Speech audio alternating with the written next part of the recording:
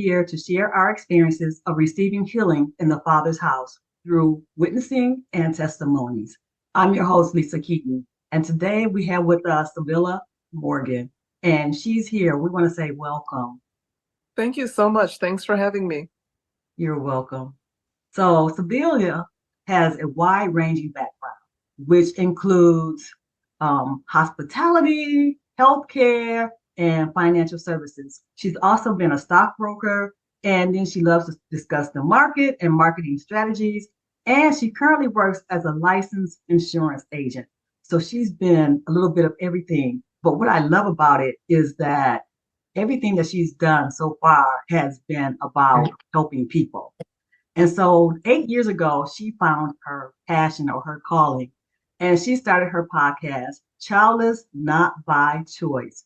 And in this, she encourages childless women and men to realize that they can live a relevant and joyful life, even if they have kids or if they don't have kids.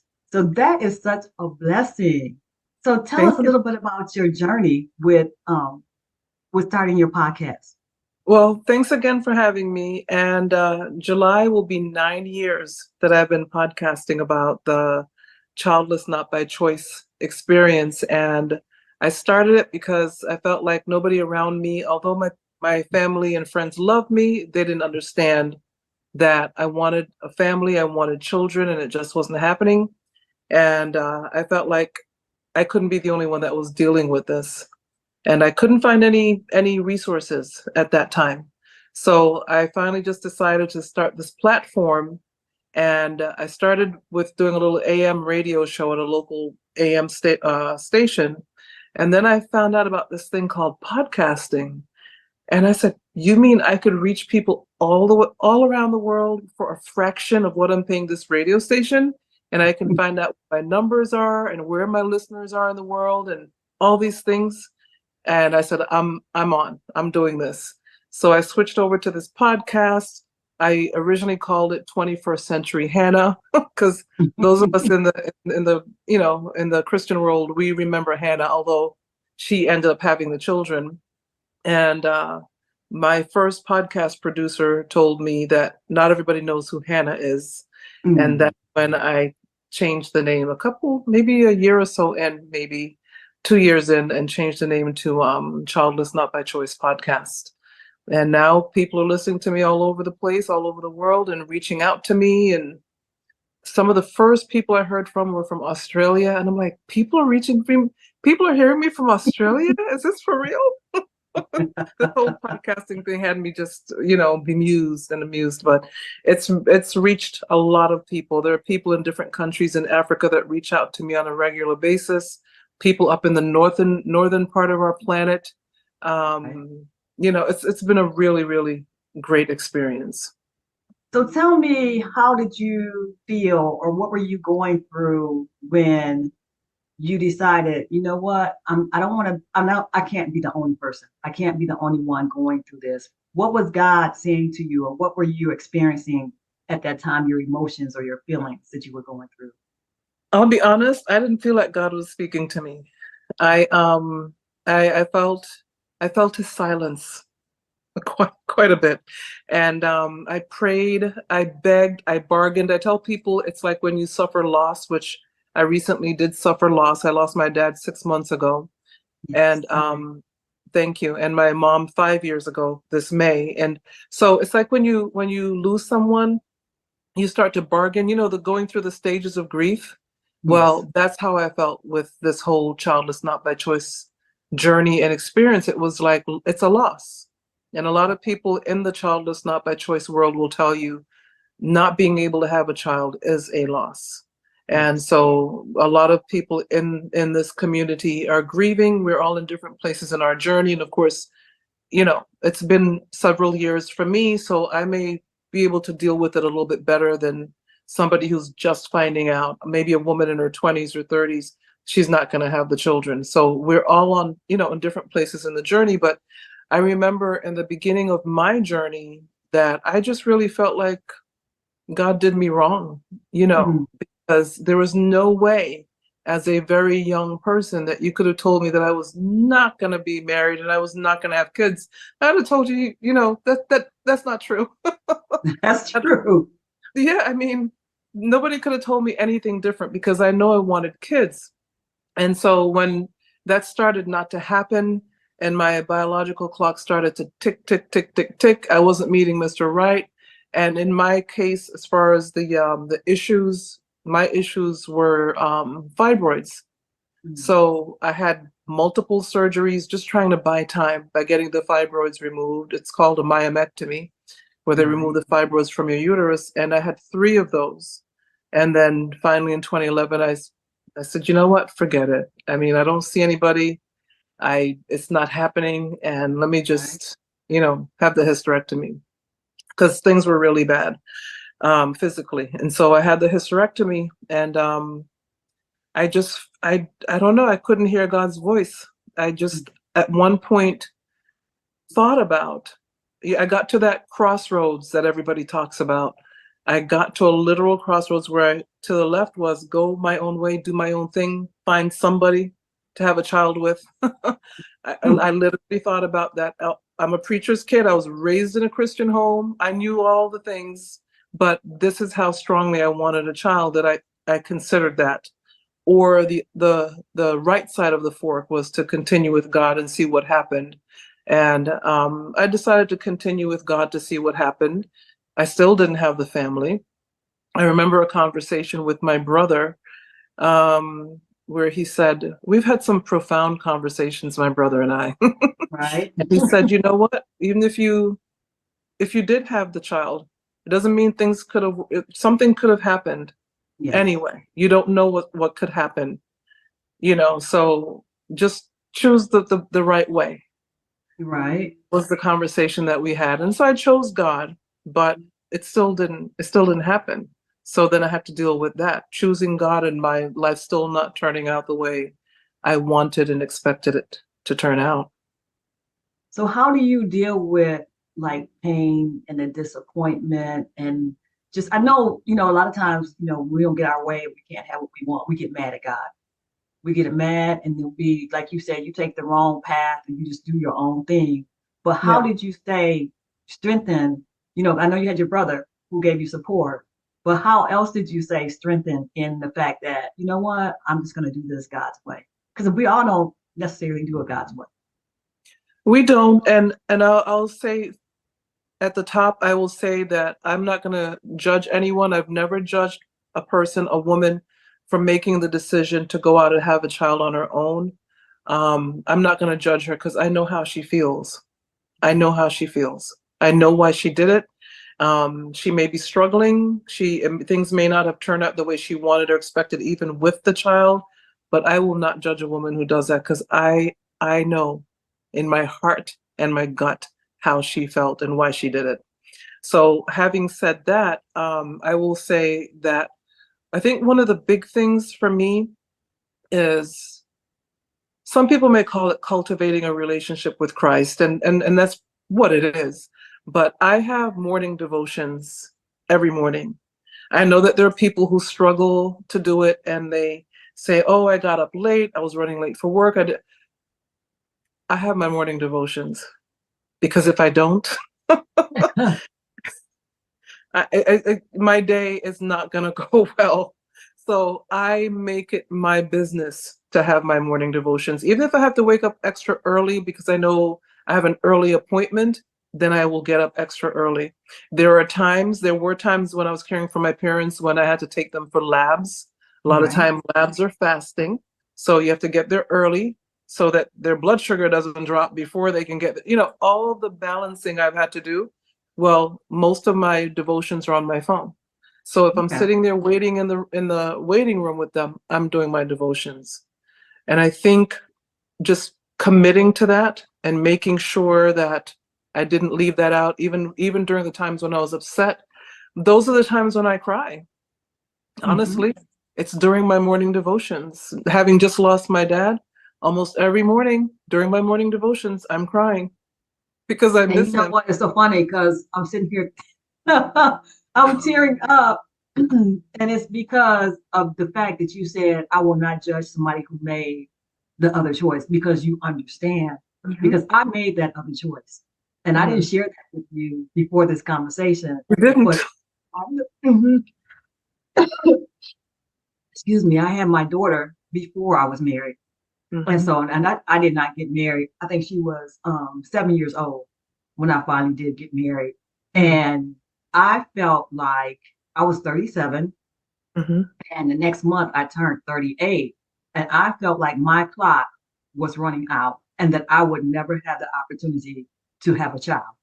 And Mm. so I took the other fork in the road. And I thank God for Jesus because he brought me back and he has kept us covered and he's with us all the time. And so, you know, sometimes we do make a decision in our Mhm. life because we get to a point and we're like, should I do this or should I not do this? And it's not always the same for every person or every woman. So I appreciate the fact that you know, you don't judge and Mm. that, you know, that that's a blessing because you do get that feeling. You do, you know, feel like a loss or a void. And so Mhm. thank you. Thank you for that. I appreciate that. Well, I didn't know. No, you didn't know. That's So that is fantastic. good. You see how Yes. God works? Yes, he does. So that is a blessing. So yeah, we're gonna move on.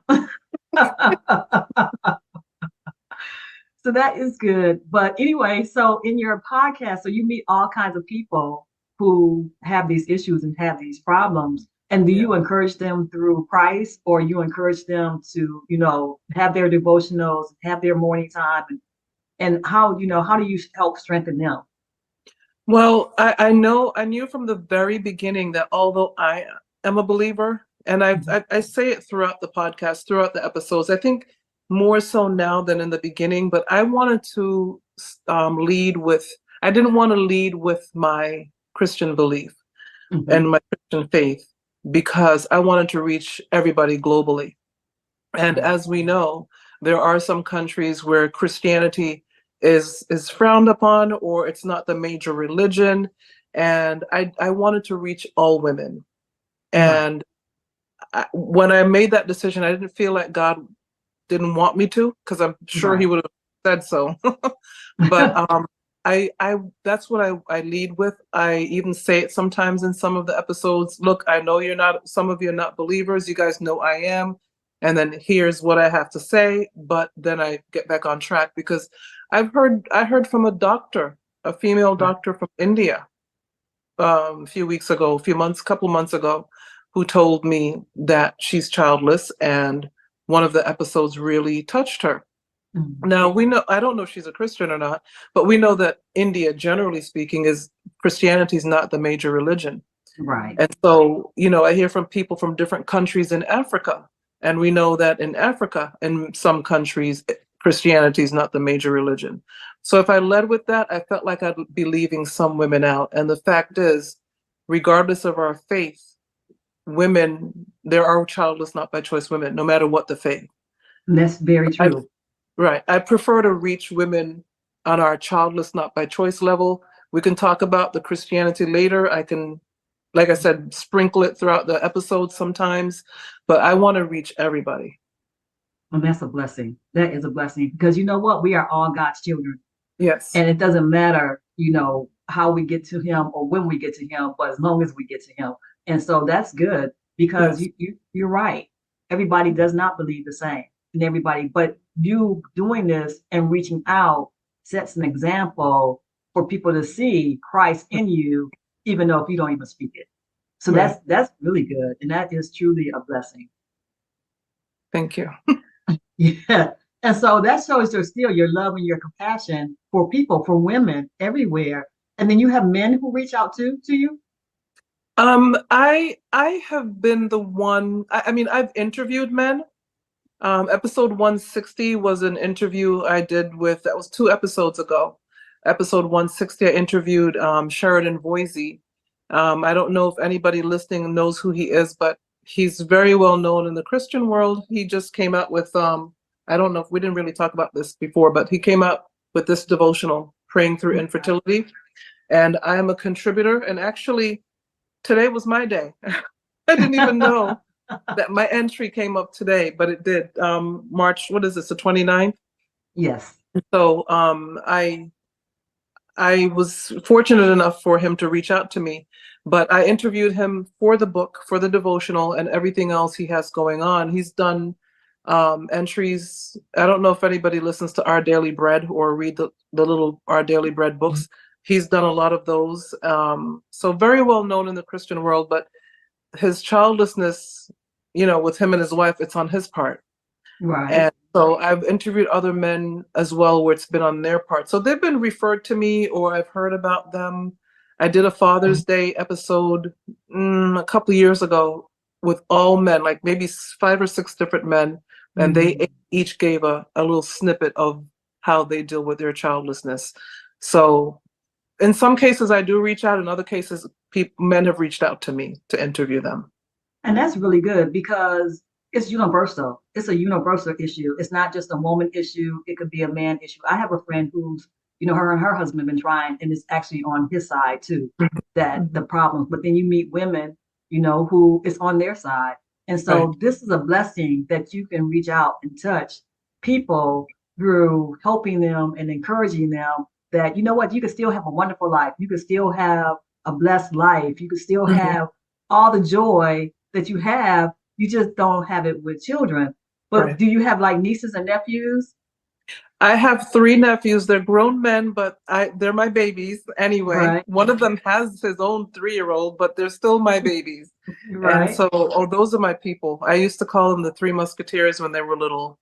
So no nieces, but I do have 3 nephews, and I love them so much. And the thing with that is, just so I can mention this to anyone who may be listening, who may be childless, is I've been in their life from the day they were born. And I'm thankful to their parents for that, my brother and his wife. But I cultivated that relationship with them, not because I imagined that years later I would be able to get anything from them, but just because I love them so much that I would take them for the weekend a couple times, take them to the museums. I've done all kinds of things with them through their lives, and now they're adults. And the oldest one, I just moved after I lost my dad and just made some changes. I moved. The oldest one is the one that came here and put all my furniture together. Otherwise, I would have had to pay somebody because I don't put things together. That's not a gift. And he came here twice to do that. Oh, wow. Yeah. And that's because of your love for him and his love for you. For him. Exactly. Yes. It's been amazing. Sitting here thinking, because my dad came from a family of 10, and his youngest sister didn't have any kids. I don't know if it was, by choice. I'm not sure what happened. I know she got married later on in life, but she was the best aunt ever. I mean, because she didn't have any kids and she worked, and she's like, I don't have anything to spend my money on. So she would spend it on us, right? And then she would come and get us, and we could hang out with her for the day, or we would spend the night, and she would take us shopping. And I mean, she was the best aunt. I'm telling you. She was a true blessing. Yeah, and that's what I tell people in the community: be the best aunt or uncle you can be, and that'll help weed out the bitterness that might be in your heart, and the fear, and the envy, and whatever it is that people deal with, because we all deal with different things. And so I think that being the best aunt you could be to the nieces and nephews around you, or the best uncle, is the best course of action. Right. That is good, because it was just, that was a good memory that just came up in my head. Oh, that is wonderful. So how do you have certain scriptures that you lean on or that help encourage you? Because you're an encourager. You encourage other people all the time. So what scriptures do you use to encourage yourself? It's funny. I reached out to a friend of mine who's dealing with some things right now, and I asked her how she was doing. She has a family and everything, but I hadn't heard from her the first time I reached out to her. So I messaged her again. I said, just checking in to make sure you're okay, because I didn't hear from you. And she said, you know what, I'm so sorry. I got really busy, but I saw your message. And she said, and she, proceeded to tell me how she was doing. And she said, you are such an encourager. It's who you are. Thank you. And I said, you're welcome. But for me, I think the scriptures I lean on are the promises, mostly the promises, like Jeremiah 29:11 or Psalm 91, or the psalm that talks about the angel of the Lord encamping around about those who love and serve him, and that Yes. nothing shall come nigh my dwelling, and no weapon forged against me shall prosper. Those are all promises. And so I rely on the promises, because as we get older and we have no family of our own, Right.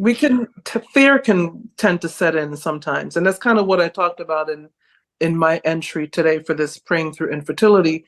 Who's going to take care of me when I get old? Yeah. And so I talked about the different promises, and the promises are what I rely on most of all, I would say. It's interesting that you said that about who will you rely on when you get older, because you can have kids and still be wondering who are you going to rely on That's when true. you get older. So it's just not a fear for people who are childless, but that could be a fear for people who actually have children. So yeah, that is. But God tells us not to have the spirit of fear, because if you sow in, you know what? Hopefully you will reap. And it might not be that child, or it might not be, your nieces or your nephews or whatever. But you know what? It could be somebody in your church community. It could be somebody in your neighborhood. It could be a stranger that will come along and bless you. And so that is, you know what? That takes away that fear, because you know what? We're covered. So that is wonderful. Yes.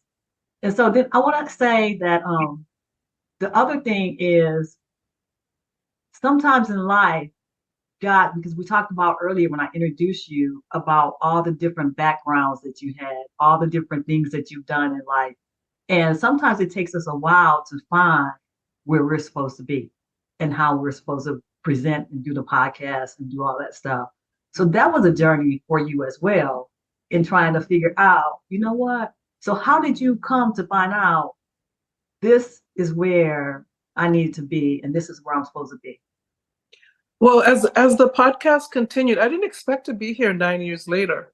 I didn't know what I expected, to be honest. I just wanted to start the podcast. I had no idea where this would end up, and I'm still loving every minute of it. I go to conferences as often as I can. They have podcasting conventions every year. There's one that has 3,000 attendees every year. Wow. There's another one that he's probably about 2,000 attendees now every year. And there are multiple podcasting conventions. So I try to make my way there just to keep my ear to the ground as to what's going on in the podcasting world. I belong to all these podcasting groups, and it's got me. This podcasting thing has got me. And so I still love it. I know there are people that put theirs down after a while, and I'm not saying I never will. So I think I'll probably put it down when God tells me to, but for now I'm going to continue on. That's the plan. That's a blessing. You have been a blessing to so many people in the world that need what you're saying and what you're teaching and how you're sharing. So that is a wonderful opportunity God has given you. Even through your pain and your suffering, you still you still have blessed others. So that is really good. That is a blessing. So tell us, where can we find you? Well, I'm on all of the platforms. I don't know why I keep doing this to myself. I'm actually on TikTok. That's the most recent one. I think I have 411 followers right now. So I'm trying to build up my following. Hopefully they don't take it away. But anyway, I'm on TikTok. I'm on Twitter at Civilla1. I honestly don't spend a whole lot of time there. I'll leave that there. And then I'm also on Facebook, and I have a group on there for women only, Childless Not by Choice with Civilla Morgan. It's a Facebook group. There's a support group on Facebook for people who support the platform, but maybe they have children. Where am I? Instagram at Joy and Relevance. And so I have multiple Instagram accounts, but if it's about the Childless Not by Choice platform, it's at Joy and Relevance. I'm on LinkedIn. I'm on Pinterest. I'm everywhere. Keep up. You're just a whole guru. I try. I don't know about that, but I sure try. Well, I just want to tell you thank you so much for your time today and just for all that you're doing in the kingdom. It is a blessing. Thank you so much. Also, I forgot, it's a podcast. So if you have a podcast player app, any podcast player app, including Spotify, Pandora, Apple, you can find me there as well. That is good. This is Yeah. really good. Thank you again. Thank you. Appreciate Thanks for your having me, time. Lisa. I appreciate it. You're welcome.